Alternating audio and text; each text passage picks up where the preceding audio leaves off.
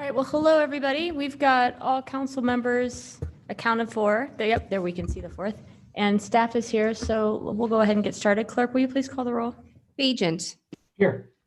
Clegg. Here. Halliburton. Here. Sanchez. Here. Thompson. Here. Woodings. Here. All present. So we are spending an hour and a half on water renewal utility planning. Welcome. We are, Madam Mayor.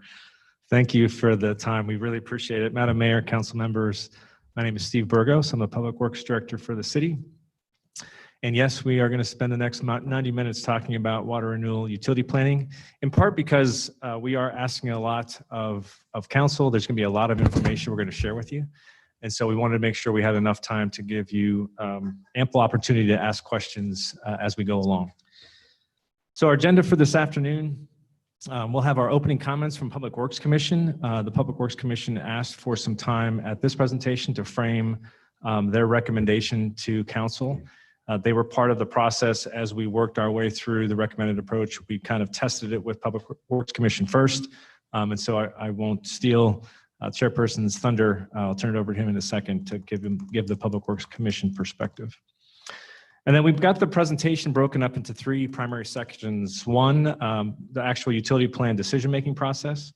Two, we'll get into the recommended approach. And three, just some financial considerations moving forward. And then we'll talk about next steps with council. And so with that, I'm going to turn it over to Chairperson Larry Crowley, and he's going to provide the perspective from the Public Works Commission. Chairperson Crowley.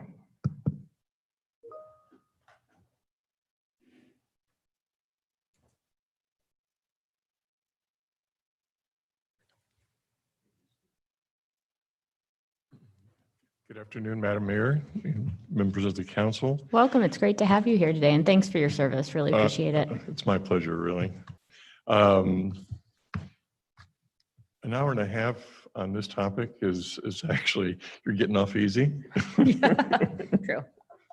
On behalf of the Public Works Commission, we're trying to make comments brief. There are four things I'd like to cover with you and quickly. Those are the strategic initiatives that gave rise to some of the discussions that we had. Following that, getting into policy questions that evolved from those initial discussions on strategies and strategic initiatives.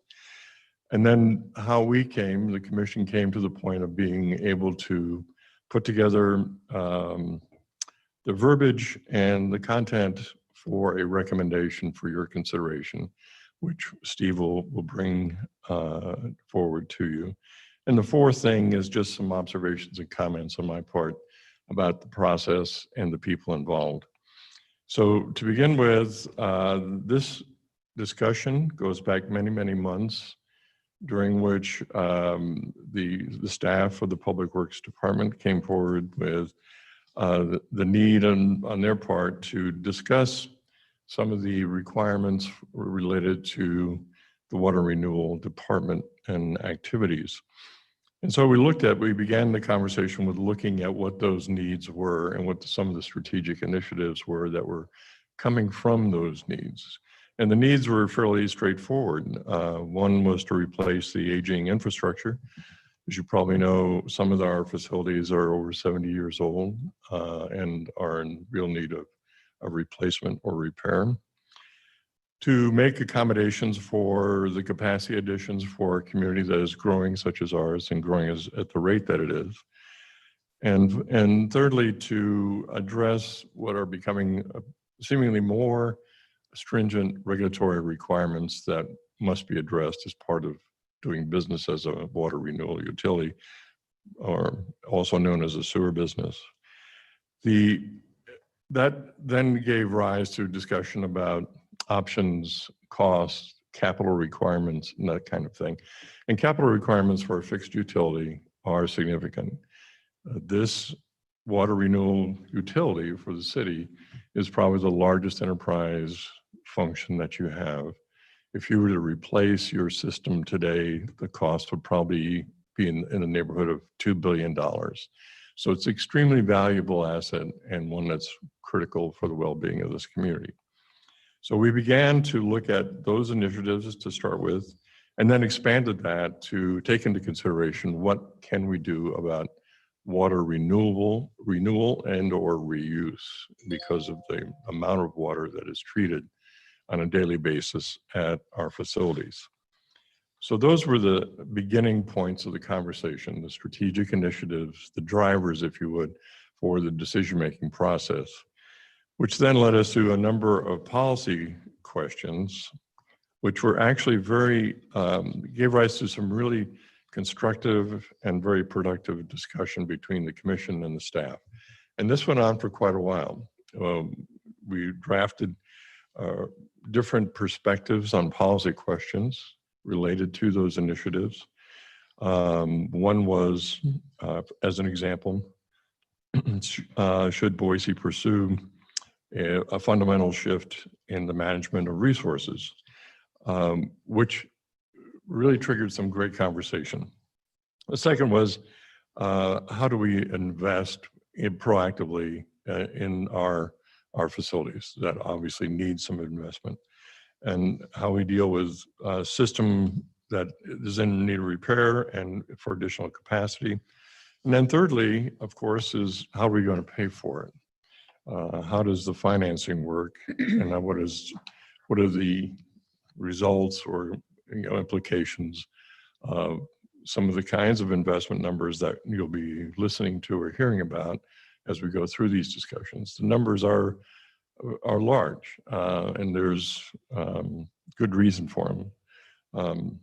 So as the commission began to look at the policy issues, this is the second part of what I'd like to talk about. We have the initiatives, now we're policy, and we'll get into some of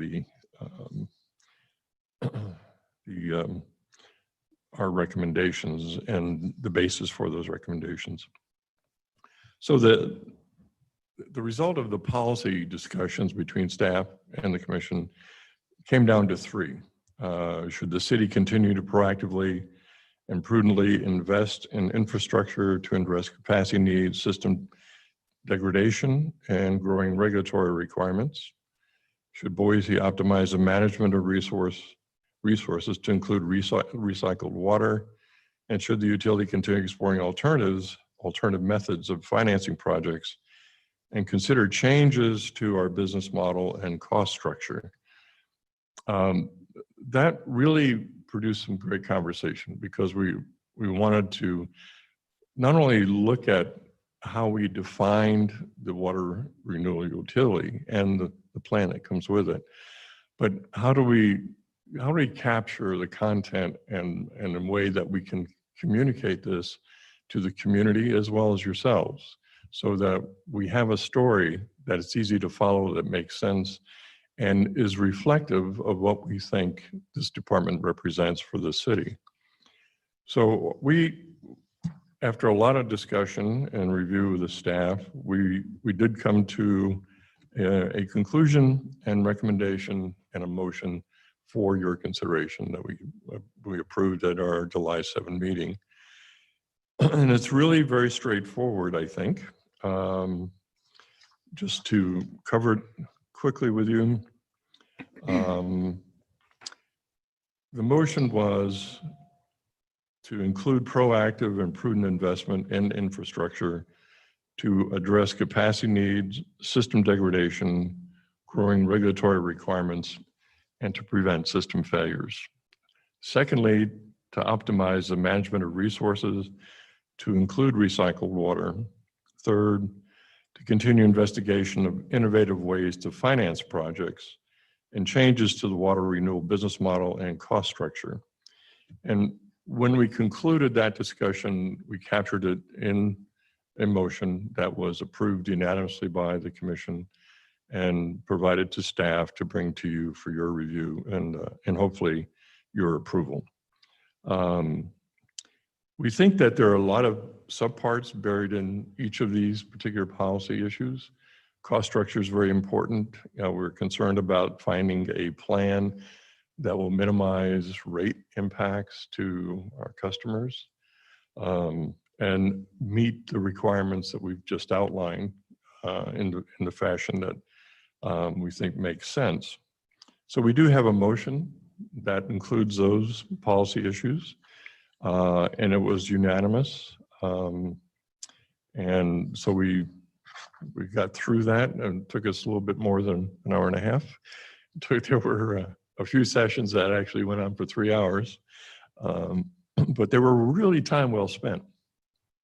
And that's the fourth thing I'd like to comment on, is that the opportunity that this particular topic gave us on the commission to get to know and work and collaborate with people like Steve Burgess and Haley and others in the department was really greatly appreciated. We have been extremely impressed with the quality of the staff, their caliber, their competence, and their commitment to this community and the work that they're doing.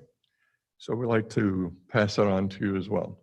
We feel very fortunate to have people like this taking care of our city assets and our community. So that concludes my comments, unless you have any questions. Madam Mayor, Yes, go ahead. thank you. Just one question. Larry, Yes. how long have you served on the Public Works? I think it's about 7 years. I thought it was right around there. Yeah. Yeah. I think I started in 2013. Thank you. You're welcome. Thank you. Other questions? Well, Larry, just so you know, we've spent much more than this hour and a half today with these fine people discussing water renewal. This is yet another session because it is so incredibly important that we get these investments right, not only to maintain the assets that we have, but to meet the needs of a growing community in a changing world. It's important. Thank you for your work. Thank you. Thank you.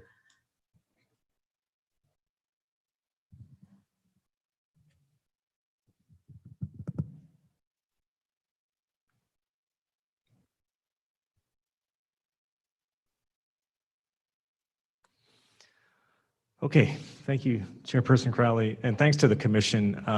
We kind of put them through the ringer, and we had several late sessions, and their feedback was so helpful just to kind of have a different perspective as we were moving along. So thank you to the commission, again, to Chairperson Crowley for being here. So again, thank you for the time. This really is the culmination of several years of work for staff, for our consultant team, and it's exciting to be finally to this point where we're going to be able to make a recommendation to Mayor and Council on what we think will be fairly fundamental changes to water renewal services. And so what I wanted to cover today is the decision-making process, the recommendation, and some of the financial implications. So let's just jump right into it. When we left you last during the introduction of the water renewal utility plan, we talked about our generation's turn, and I tried to frame it in the context of the Lander Street facility that you see here on the picture. And back in 1947, Lander Street was built well before the Clean Water Act. And it was built at the behest of the League of Women Voters, who passed the bond to pay for the facility. And so it's an example of the generations before us taking action, the Boiseans before us taking action ahead of anybody telling us we had to do it or mandating that we had to do something.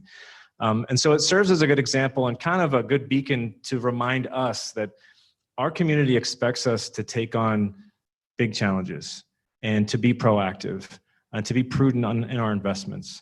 And so again, reiterating, this really is our generation's turn. So when we talk about the recommended approach, I do feel strongly that we're stepping up as part of today's generation to address what we know is coming. So the evaluation process is one that is unique. Not many utilities are using it, and we'll get into some of the details here in a second. But what I like most about it, and is probably the most important to me, is that it is founded on citizen expectation and feedback. We spent a lot of time over the last 3.5 years getting citizen feedback on their perspectives on water renewal services. What could the utility provide? What are your expectations as a community? And once we were able to frame that, we got into quantifying risks and benefits, really quantifying, monetizing those risks and benefits that not many other utilities do. And what that allows us to do is to focus on total asset cost. That allows us to not just focus on direct costs of like capital and O&M and repair and replacement, but also those other costs that are risks in the future that we ought to be accounting for. This process is different in that it's not necessarily a document that we're going to finish and put up on the shelf and there it is collecting dust. It's a process that will be revisited every couple of years. We'll be back in front of you in a couple of years, giving you updates on risk and benefit costs. We'll talk about maybe changing water prices in the valley that might cause us to do something different. So this is not a static plan. It's one that's going to keep evolving, and we'll be back in front of you talking about some of the things we'll recommend to address the changing conditions. And as I mentioned in the introduction, and I feel very strongly about this, if I've done my job as the Public Works Director, we will have delivered the least total cost of ownership while meeting what the citizens expect from us. And I want to make sure we emphasize the citizens do not expect the quote unquote cheapest alternative. One of the things that we hear consistently from Boiseans is that they're willing to pay a little bit more if we can show added value. In our case, environmental benefits are those added values that we often hear from our citizens. And so you'll see here that while this isn't necessarily the quote unquote cheapest option, it is the least cost option amongst the portfolios of alternatives that we considered. And so the actual planning process is, at a big picture, the first year was spent just baselining the utility. We wanted to make sure we clearly understood the as-is condition. And so we had to update all of our current situation, like on capacity, for example. Because of the 2017 Snowmageddon event, we realized that we had to change some of the peaking factors in our system. And so that changed some of the capacity that we had available. Because we had those higher peaking factors, we ate into a little bit of that capacity. Just an example of something that happened in the last couple of years that really needed updating in our plan and the baselining of the utility. Then once we got the as-is condition dialed in, then we moved on to the alternatives evaluation. That's really what we're going to talk about today, and the process, the business case evaluation process. We're at the very end of that evaluation, and then we'll move into implementation in the coming years. And again, we'll be back in front of you multiple times talking about specific projects that we're thinking about and would like your policy direction on. So the process itself is not, this isn't some fancy software. It's a pretty straightforward process, but there are a couple of steps that I want to highlight that do make it unique and different from other utilities. The first is that second step that you'll see there, the identify challenge and levels of service. That's where we get to that community expectation piece. We spend a lot of time trying to understand what the community expects from this utility. The fourth step there, where we're collecting data and considering financial, environmental, and community costs, also known as a triple bottom line approach, we quantify that by accounting for risks and benefits. So that triple bottom line is very tangible to us, and I'll show you how we did that as we work through the decision-making process. And then finally, we perform a net present value analysis, which that's not shocking. That's pretty common amongst utilities like ours. But we do that in a way that we're monetizing all of the costs, risks and benefits included.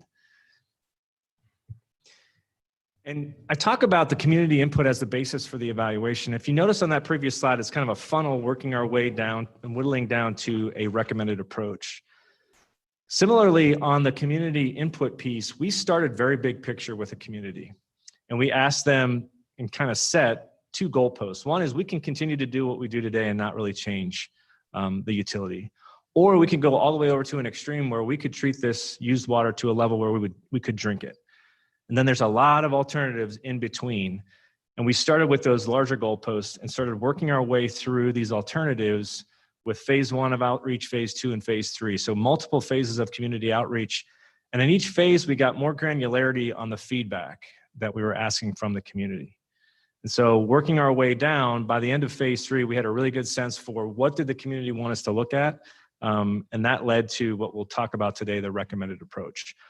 So you'll see pie charts that I'm going to talk about today. Those came directly from our community engagement efforts. And then we tweaked those based on kind of what we know professionally and how do you optimize those recommendations from the public. So how did we take that stakeholder feedback? How did it manifest itself in the evaluation? So I'll give you some examples of what we heard, and then how did we incorporate that into the decision-making process. So we certainly heard loudly and clearly that there was interest in pursuing multiple uses for the water, that continuing to put it in the river and just letting it go downstream seemed like there were better uses for the water. So how we incorporated that into the evaluation, we included benefit costs for industrial reuse and aquifer recharge. That water has value, and we included that in the evaluation. Need to balance costs with benefits. So we incorporated that into the evaluation by looking at risk costs of affordability issues. And what would it take the utility to offset maybe rates for folks that were over 2% of their household income? And then third, continued protection of the river environment is paramount. And so we looked at risk costs for future regulatory requirements. So just an example of what we heard from the citizens, and then we took that and very intentionally included it into the actual decision-making process. And this is just an example of that last bullet there was talking about risk costs associated with surface water regulations. This is just an example of how we would run a risk cost. So we would look at what's the potential type of constituent that we could be regulated for. We know generally what the technology could be to actually treat for it. So that's our consequence. That's the dollar investment that's needed. And then using professional judgment, we look at a probability of that occurring, multiply the two, and that gives you a risk cost that you can then include in the evaluation. So it's just an example of how we run the risk benefit quantification. Here's a list of the risks and benefits that we looked at. There's certainly others that are out there, but where we had portfolios that had consistent risks and benefits across all the portfolios, if we saw that, we eliminated those because those were a wash. So we saved some time on the evaluation. We only focused on those differentiating risks and benefits. So for example, on the energy usage, certainly within the operation and maintenance cost portion of the evaluation, we included energy cost. But in the risk cost piece, we also included the social cost of carbon, because that's a cost that is a part of the emissions that come from the electricity that we'd use or the natural gas that we're using. Similarly, on the benefits side, we looked at economic development and we included that as a potential benefit. We quantified that by looking at the potential benefit to property tax revenues if we were able to lure one company to Boise because we now have recycled water to offer. So we quantified that benefit in the evaluation. Then we take all that information, that last step that I talked about, and we look at monetizing the decision process. So we take the direct costs, which are capital, operation, maintenance, and repair and replacement. We add in the risk cost. We subtract out the benefits for that particular portfolio, and that leads to our total investment or total asset cost that then we compare across the portfolios. So I keep talking about these portfolios. What is a portfolio? A portfolio is just a combination of the investment options that you see on the right. And those investment options came from the feedback that we got from our public outreach. So for example, you don't see on the investment options the direct potable reuse. That's engineering speak for drinking water out of used water. So you don't see that on the investment option because that was something that was consistently amongst the majority of like advisory group members and survey results. Folks just aren't there yet on drinking used water. The technology exists. We certainly are working on the regulations. There's a large ick factor that comes into play, right? So you don't see that in the investment options, but what you do see are the lists that we have here: river discharge, enhance the river, industrial reuse, aquifer recharge, where we would put the water back in the aquifer, local food production, closed loop systems, where we'd have like a gray water system in a new planned community, and then decentralized management. Something to note, we looked at 6 different portfolios. All of those portfolios leveraged our existing assets, i.e. we're not stranding any assets with this plan. We have West Boise, we have Lander Street, we have the pipelines. We're not walking away from those. So all the portfolios are similar in that regard. All of the portfolios solve for the 10 million gallons a day of capacity that we need to add in the next 20 years based on growth and based on economic development, companies coming to Boise.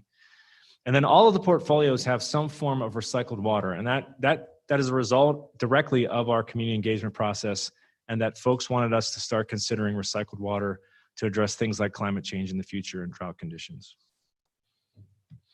And so we ran these portfolios. It was a wide spectrum, and you can see there's a least change portfolio and a most change portfolio. And just note that most change portfolio had all of those investment options in some shape or form. Of note, if I were to show you today's portfolio, it would be basically a big blue dot, right? We don't have any recycled water. We aren't necessarily doing projects that are enhancing the river per se. We don't have industrial reuse. So today would be a pretty boring look at what we do. It's the blue dot. It's interesting to us, but from a portfolio perspective, not necessarily that interesting. So themes for options and portfolios. What we heard back from our outreach was there is interest in local food production, but we need to balance that with cost to scale it up. And I'll share with you why that is in a second. There's definitely interest in high levels of recycled water, but they wanted to make sure we weren't necessarily abandoning or changing existing assets, so balancing those costs. Closed loop systems, neighborhood scale solutions, again, balance those with cost. Certainly interested in enhancing the river, and I'll describe that to you here in a bit. Loud and clear, we heard that the citizens value the uses they have on the river, whether it's a fishery, whether it's recreation. That was very clear to us that needs to be protected. And if there's ways to enhance that we ought to pursue that. And then recycled water requires a year-round solution, and we'll talk about aquifer recharge as a backup to that here in a second. So the recommended portfolio is portfolio B2. I don't want to belabor we can go through each one and all the permutations, but really what we're trying to do is optimize citizen expectations with the total asset cost. So portfolio B2 does provide recycled water. We're recommending that we build 2 new facilities. Each would provide approximately 5 million gallons per day of recycled water. It doesn't include things like a closed loop system and local food production yet, in part because it's just cost prohibitive, and I'll describe why that is here in a second as well. So we're focusing new capacity on recycled water as part of portfolio B2. So I wanted to give you the answer up front. I'll describe how we got there. So what you're looking at here is the business case evaluation results. And I guess I would request, don't get too, enamored with the numbers, because this is a relative comparison amongst the alternatives. It doesn't include all of the costs that might be coming. It's just a relative comparison. So it's really about the size of the bar that we're looking at. And portfolio B2 was the least total cost option when we looked at risks and benefits. So what you're looking at here is a 40-year total cost that includes capital, O&M, and risks and benefits all rolled into that number, a net present value number. And so out of this, portfolio B2 is a preferred option. And we looked at this information I had probably about 10 more slides that I thought about providing. I wasn't going to do that. I wasn't going to torture you.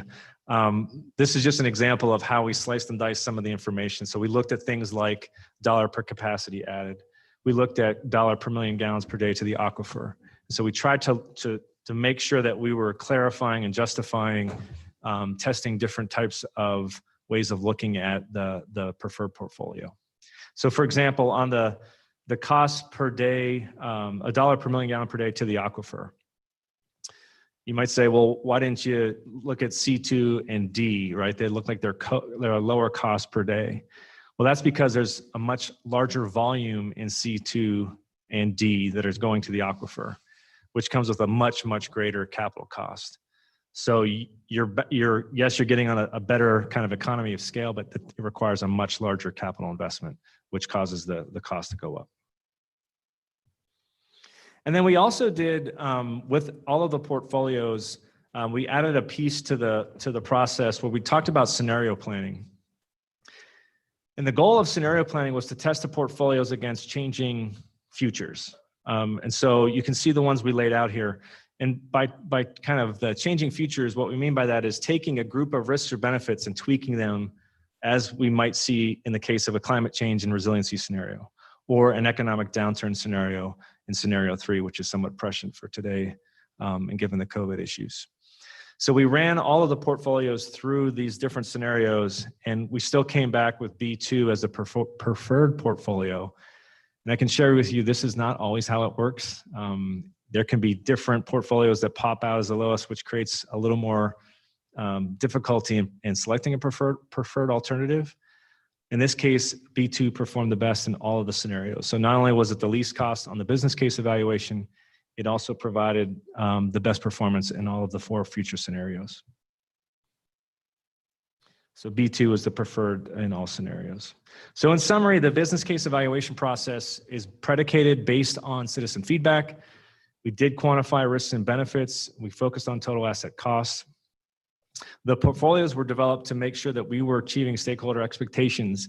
And as you'll recall, very clearly the expectations were to look at alternative uses of water while balancing affordability. So we feel like we struck a pretty good balance there with B2. and it considered a range of investments, the various portfolios.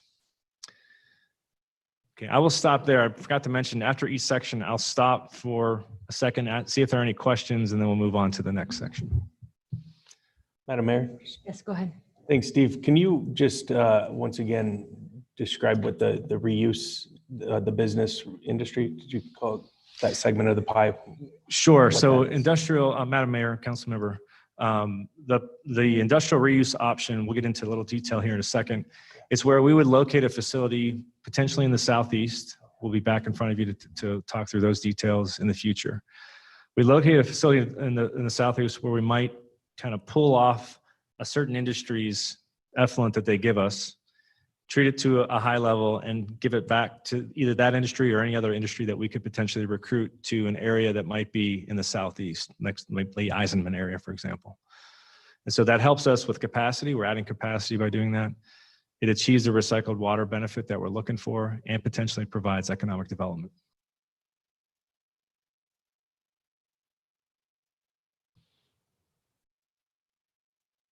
Okay. You're good to go? Yeah. All right, we'll move on to the next section, the actual recommended approach. So getting into the details of B2. So the future of water renewal services.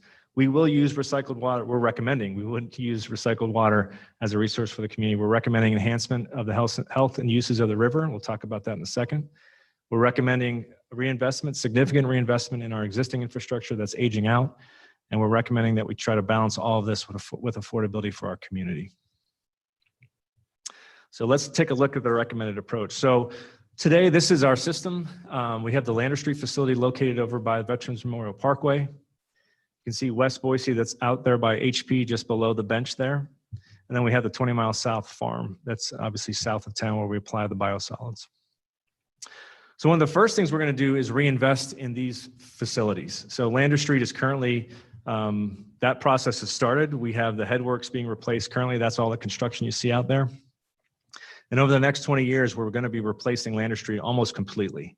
So that's one of the first things that'll happen. And then there's also in the collection system that you can't really see on this slide, which is somewhat appropriate because it is kind of out of sight, out of mind a lot. The pipeline, there's lots of pipeline segments that need to be replaced over the next 20 years. So there'll be significant investment in the existing system. In fact, that's the largest source of investment need is replacing aging out assets. And I'll share the cost with you here in a second. So focused on the existing assets. And then of course, in the river itself, there'll be additional regulatory requirements. So we'll have to upgrade these existing facilities to meet growing regulatory requirements. And then we'll have to address capacity concerns. And we're suggesting in the recommended approach that those capacity concerns be met by new facilities. So the first step in the process would be a combination of enhancing the river and that third facility. So over the next 10 years, we're going to recommend that we construct a third facility potentially southeast of town. As part of that, we need an aquifer recharge piece. So if you're going to pursue recycled water, you always have to have kind of what we refer to as a fat spot in the line. So let's say you have industrial users that are taking the recycled water, but one day one of them says, we're shut down for the next 2 weeks. We have to have somewhere to put the water from the other users. So an aquifer recharge option would be a place to put that water. And over the next 10 years, we'll be working on projects to enhance the river, which I'll describe these in detail in a second. And then probably in the 2035 timeframe, we'll have to build a fourth facility somewhere in the city where we don't know yet. But at about that timeframe is where we'll need another 5 million gallons per day of capacity. And so over the next 20 years, this would be the system that you'll see replacement of Lander Street, meeting regulatory requirements, and then the new pieces being enhanced the river, a third facility, and eventually a fourth facility. So let's talk a little bit about what those future options look like. What you're looking at here is the enhance the river option. So Haley Faulkner, our environmental manager, has been doing amazing work on the regulatory front, working with DEQ to address temperature issues. Initially, the thought was that we'd have to put cooling towers and chillers at the end of the facility to cool the water before we discharge it to the river. And that just, it just didn't sit right with us. It just didn't feel right that we'd have another mechanical solution, all the energy that would go into cooling water only to see it get warm fairly quickly downstream and return to the ambient temperature. So Haley's been working with the DEQ, and thank you to the DEQ for being open to the idea.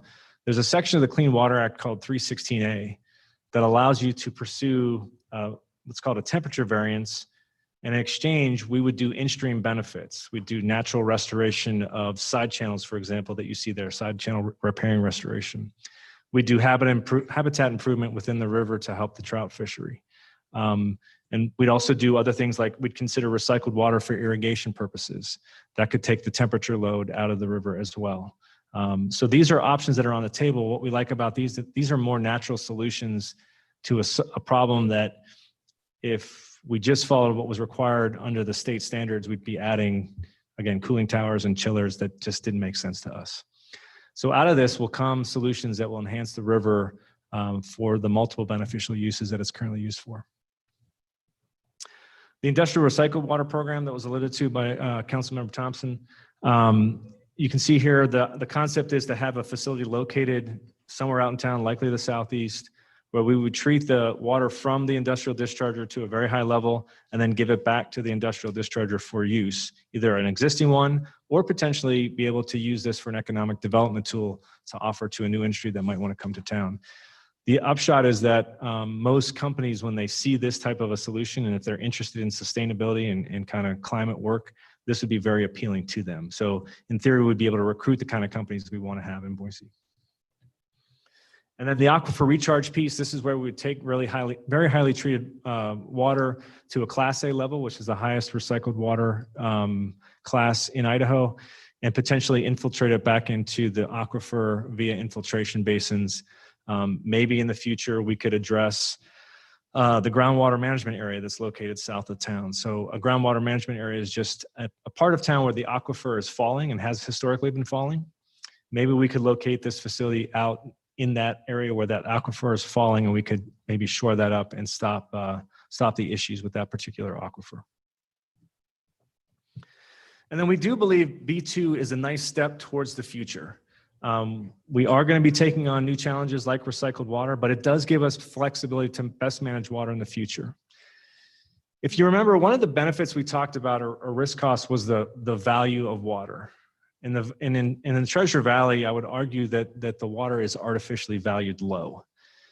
But as we start to see the water markets get a little tighter and we start to see $1 per acre foot increase in the cost of water, that might make some of the solutions that we aren't including, like local food production and closed loop systems, more financially viable. And so this plan, we could always pivot to those in the future. So for example, on local food production, it's really expensive to scale that up. The number of greenhouses that we would need to cover all of the effluent that we're generating as a city would be thousands of acres of greenhouses. It just doesn't scale very well. But maybe there'll be some options here in the future where we could pilot some projects. Or maybe the value of water gets to be so high in a decade or 2 decades that actually that option does start to become more financially viable for our community. And similarly for the closed loop system, too expensive today to pursue, but that doesn't mean it'll be too expensive in the future when we start to see maybe prices change on a per acre foot. So the recommended approach, B2, really gets into balancing these major drivers that we've been talking about and the expectations of the community.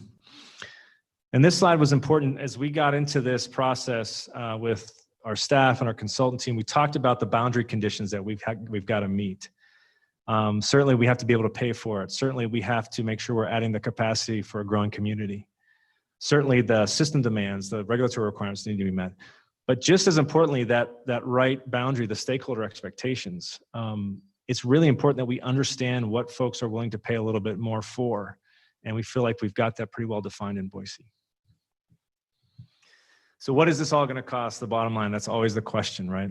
So you can see here, we'll build up from the bottom. And the bottom 3 parts of this pyramid really are the foundational kind of meat and potatoes work that Public Works does in the water renewal services.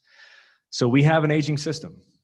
We talked about Lander Street being 70 years old. We just need to start replacing that. We've squeezed just about every ounce of useful life out of that facility. And between Lander Street, the pipelines that need replaced, and the lift stations, that comes to between $380 to $580 million over the next 20 years. We're a growing city. We have companies coming here. We have residents moving here. So capacity is going to be an issue. So we need to add about 10 million gallons per day of capacity. You can see the number range there. And then we know there's going to be regulatory requirements. Those are not going to get any easier. And again, you can see those numbers. That community expectation piece really gets to where were those areas that the community told us, hey, we're willing to pay a little bit more for those improved outcomes. And so we captured that in that community expectations piece. And that really comes back to recycled water. How do we pay for that? That's a community expectation. So you can see the price range there.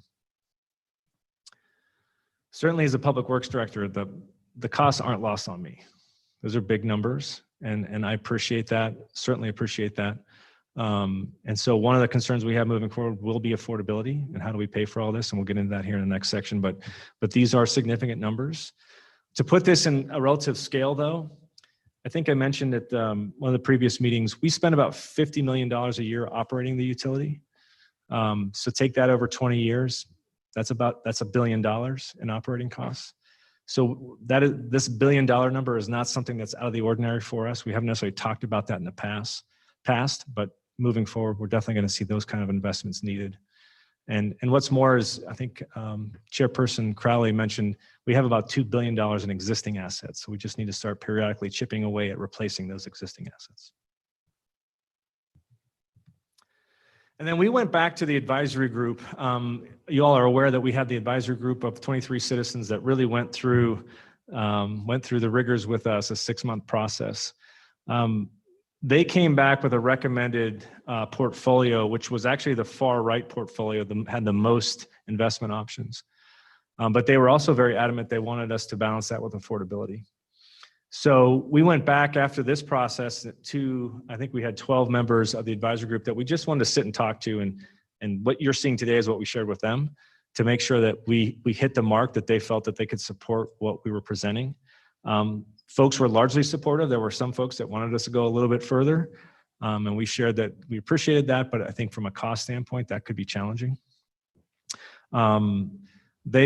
In the end, they agreed the recommended approach balances advisory group's interests and feedback, i.e. we'd like to do innovative stuff, but we also know that there's affordability concerns. Madam Mayor. The recommended approach, Go sorry. ahead. Thank you, Steve. So I understand when we chatted earlier this week that that the advisory group, the information we got from them was, I believe, I'm sorry, can you remind me of when was that? Yeah, the advisory group, Madam Mayor, council member, the advisory group wrapped up last fall, Okay. fall, summer, so 6 months. So the information is about a year old. Okay, and so I just wanted to check in with you to see, would it be possible for us to check back in with folks to see if now that we're living in this era of COVID-19, if their recommendations have changed at all, especially when it comes to anything innovative? Madam Mayor, council member, yeah, we'll definitely do that. It's a really good point. And frankly, that's one of we're hoping is the hallmark of the plan, is that we're consistently going back and checking with folks on any changed opinions, evolution of opinions, so that we can adjust the plan accordingly. So we'll be doing that. I think probably going to do that in the next couple of weeks so we can prep for the discussion with council on the 13th to make sure that we've got that information back to you. Great, thanks so much, Steve.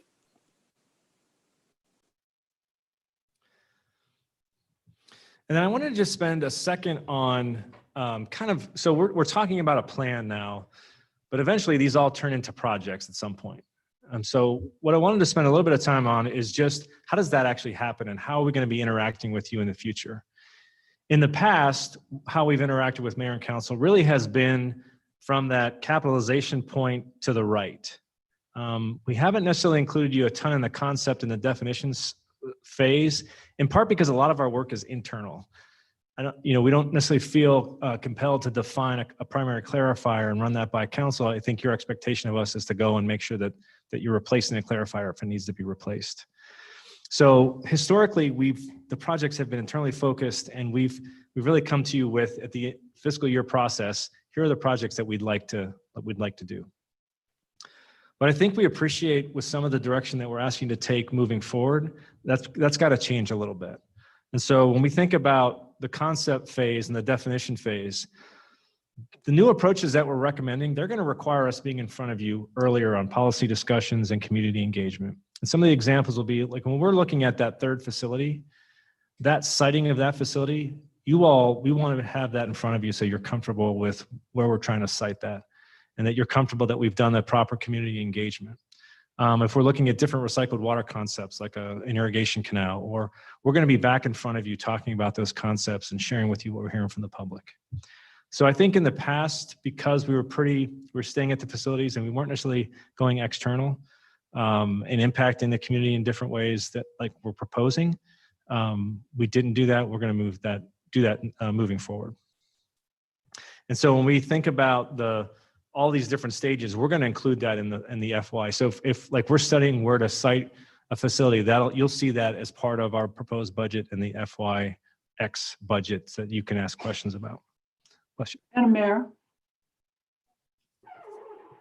Go ahead.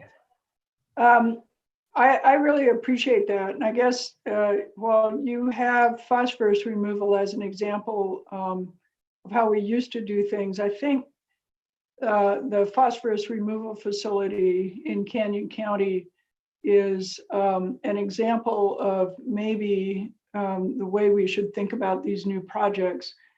While you weren't here yet, the discussions about that began about 6 years before it really came to fruition. And those discussions, I think, centered around similarly to the kinds of things you're talking about. It just didn't sit well with us that we would spend a lot of money on a mechanical and chemical treatment at our wastewater facility, knowing that as soon as we put the water back in the river, it was going to have phosphorus added back in again. And so not only were we going to invest in a highly intrusive process and not one that was really environmentally sustainable, we were going to invest in it in a way that wasn't going to bring any environmental benefit. And so from that realization, we then developed a policy that we were willing to look at something more innovative. We were willing to go off-site. We were willing to do some things that we hadn't previously done. And then ultimately, we were able to build that facility. So I just bring that up because I think if you go back and look at how that started as a policy development and then began the concept of how, the concept and policy together, and then how would we do it? And then only after that did we get to capitalization. Might be a good example of how to bring these forward. Madam Mayor, Councilmember, that is a great example because I know that you championed Dixie Drain, and it was one that I was going to bring up if I had time, but that's a great example of an external project that we, well ahead of capitalization, had mayor and council engaged in and helping us navigate. So that's an example of how we want to do some of the recycled water projects in the future. So thank you for that. Thanks. Madam Mayor. Yes, council member. Thank you, Madam Mayor. Since we've now mentioned Dixie Drain, everyone, Steve, can you talk to us a little bit about ideas that we may have about perhaps changing the name of that, considering the times that we're living in at this moment? Sure, Madam Mayor, Councilmember Sanchez, we had a conversation with the council member a couple of weeks ago, and we started talking about, we brought the Dixie Drain, and she asked, do you know the origins of the name of the Dixie Drain? And I remember back when we were working on the project that we'd heard rumors that it was related back to folks that came from the South, relocated, and it was somewhat symbolic of kind of the Confederacy. So I had last week, 2 weeks ago, Arts and History just do some research into the origins of the Dixie Drain, and sure enough, we did find that. And so Councilmember Sanchez asked, could we consider changing the name of the Dixie Drain? And we certainly can do that. The name just originates from the water which we're treating, but certainly given the current situation, we certainly can consider that moving forward. Thank you, Steve. And Madam Mayor, if I may follow up, I would just like to thank Council President Clegg, who was part of that conversation and actually had discussed possibly honoring someone on the City of Boise staff who was instrumental in a lot of this work.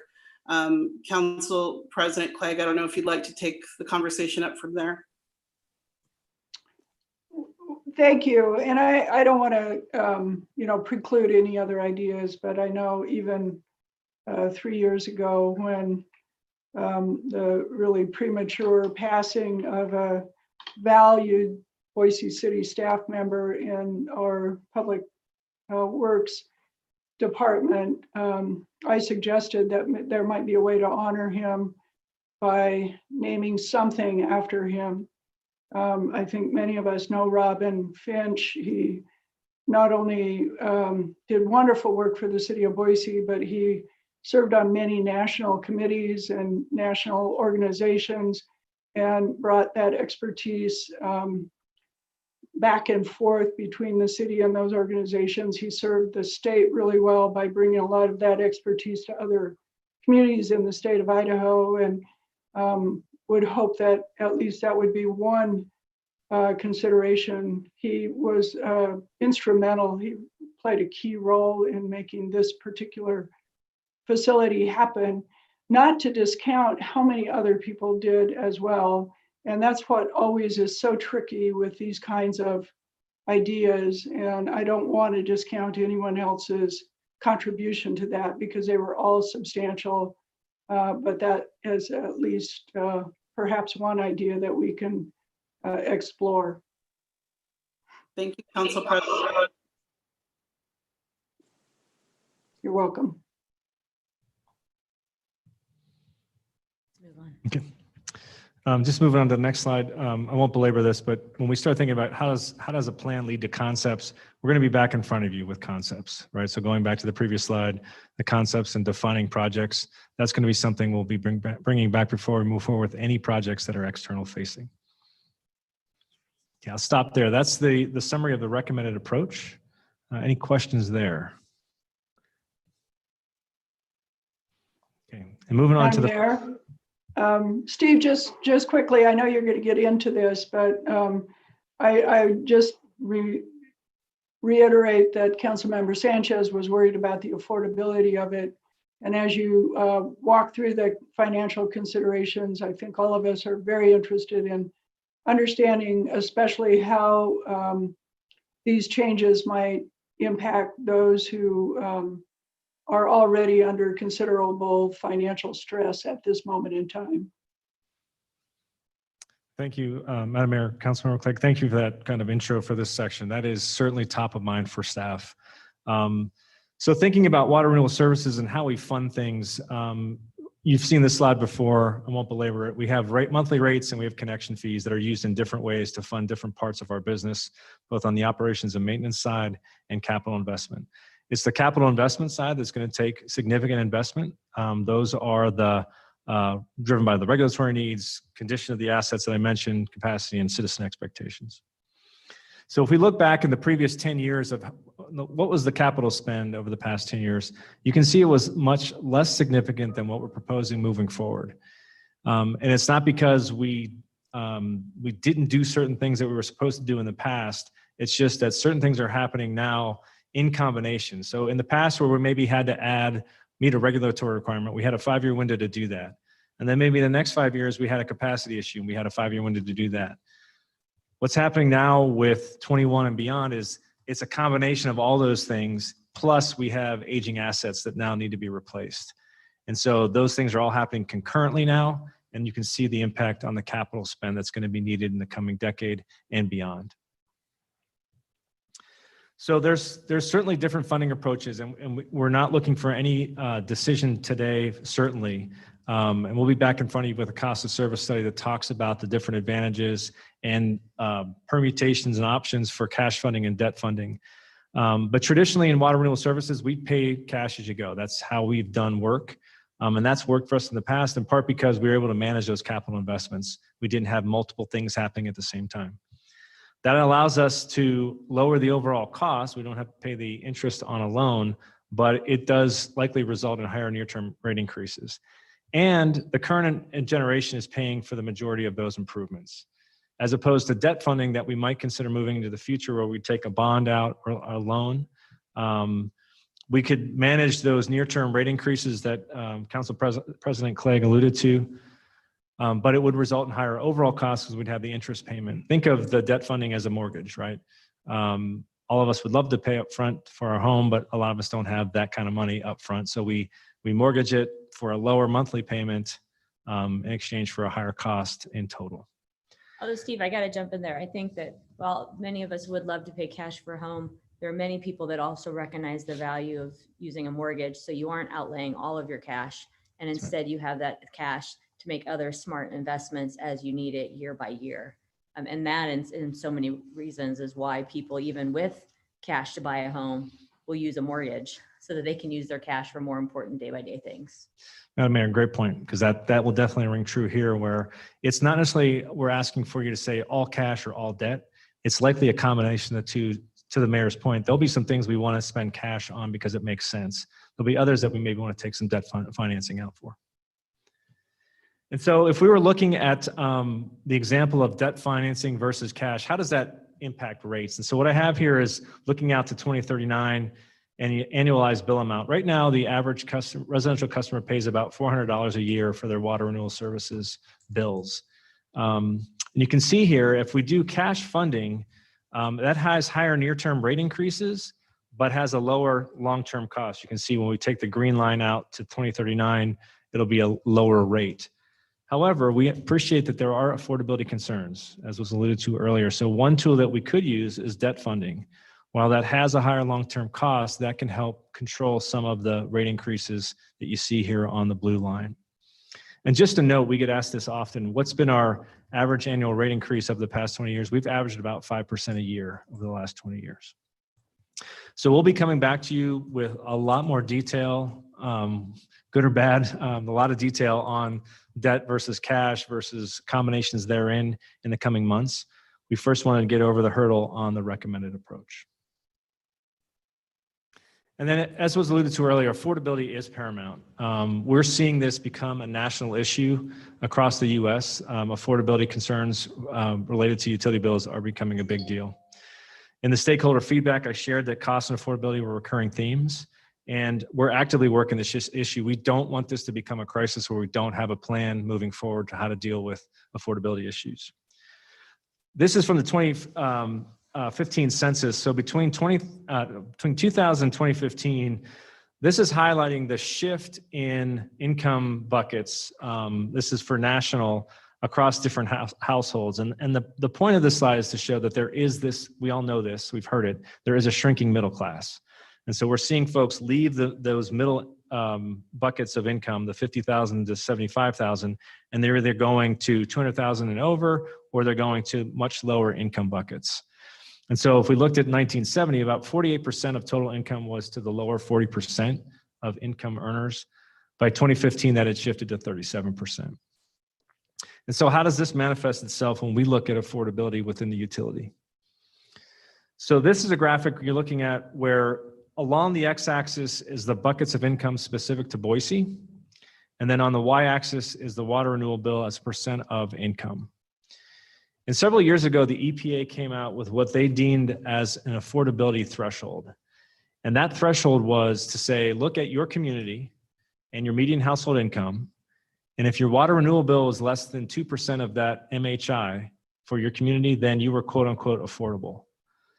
But we're trying to take this a step further because we don't think that fairly defines affordability. So when you start to look at these lower income buckets, the 15,000 to 25,000 or under 15,000, our water renewal bill alone can be upwards of 6% of household income for those lower income buckets. And so one of the things that a lot of utilities across the U.S. are looking at, the ones that are kind of getting ahead of these issues, is how do we start addressing this concern within the utility, where certainly as we see rate increases, this could be exacerbated for low income folks. So we're going to be looking at potential customer assistance programs. So we'll be investigating these. We'll be coming back in front of you to look at How can we provide temporary assistance? We have existing programs. Frankly, we can do better, we think, and we'll be looking at those in the future, but this will be one of the policy discussions we'll frame up as we go through the cost of service.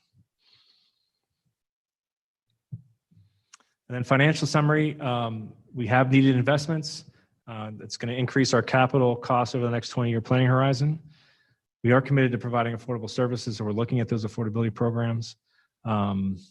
And so we'll be back in the fall of 2020, going into the spring with some ideas on that.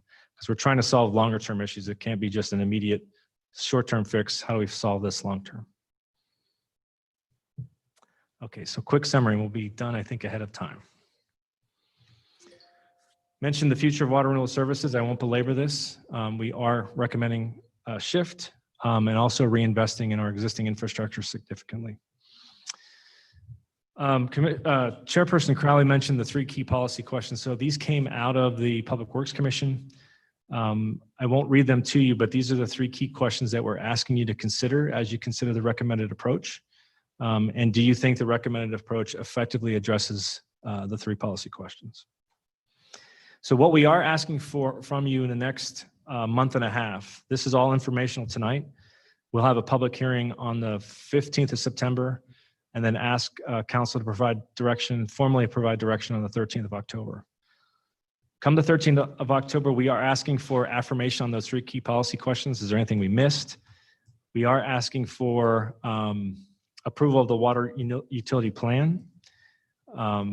We are asking for a green light to investigate alternative funding approaches, for example.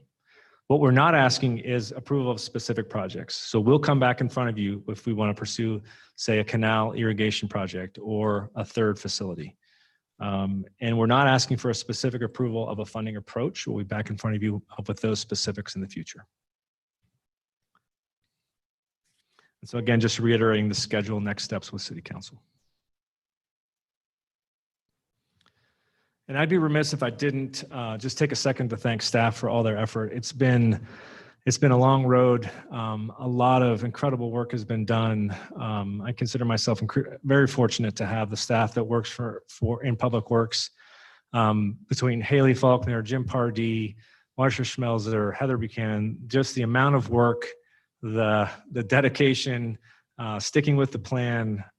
Colin Hickman on the community engagement side. There's just so many, Abby Germain in the back, from legal's perspective, just so many folks that have worked so hard, our consultant team. I just want to make sure that I took time to recognize their efforts and thank them. It's just been, it's been hard at times, but I think we're ending in a really good spot, and we're excited to hear feedback from council.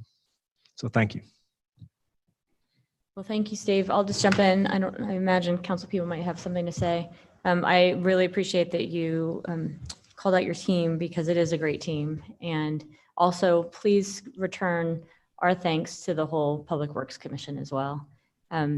Great commission, great team of people at Public Works, really wrestling with the challenges of the day and figuring out how we turn them into opportunities. And I see a lot of that in this, and look forward to the continued policy discussions and the hearing in a couple weeks to hear from the public on their thoughts around the value of smart investments for today and for the future. And then looking at how we protect the resource that will become more and more valuable of water that we have here in our city. Thank you, Madam Mayor.